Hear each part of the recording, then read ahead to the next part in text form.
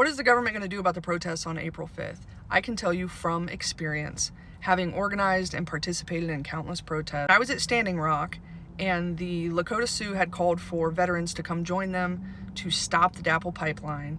Veterans showed up en masse. I was one of those veterans.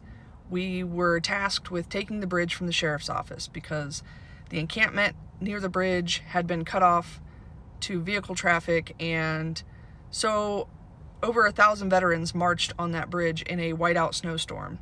Some people didn't even march. They were in wheelchairs. The sheriffs backed down. We took the bridge, and darkness started settling in, and we went to the encampment. Everybody needed a place to stay because the road was closed, okay? No vehicles could come or go. Emergency vehicles couldn't come. Nobody could come through.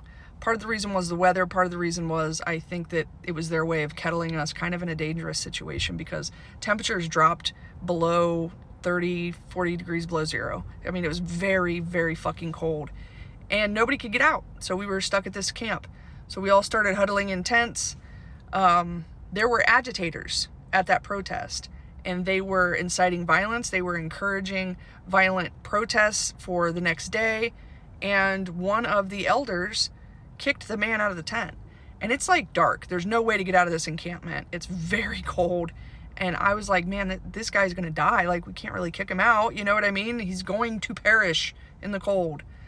And a lot of people were saying that. And she said, no, they'll come pick him up.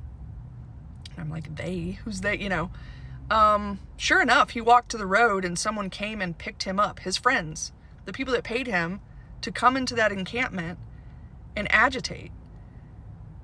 They were allowed to drive on that road. It was all organized by them, the agitation. And I am telling you right now, on April 5th, there's going to be agitators. And I'm telling you right now, they are feds or they are people hired by feds, okay? So if you see somebody inciting violence, I need you to film them. I need you to film them and call them out. Tell them they're a fed. Tell them they're an agitator. Tell them they're an outsider and film them. And if you follow them long enough, you'll see them get into a police vehicle. Mark my words. So whatever you do, do not fall for it. There can be no violence on April 5th.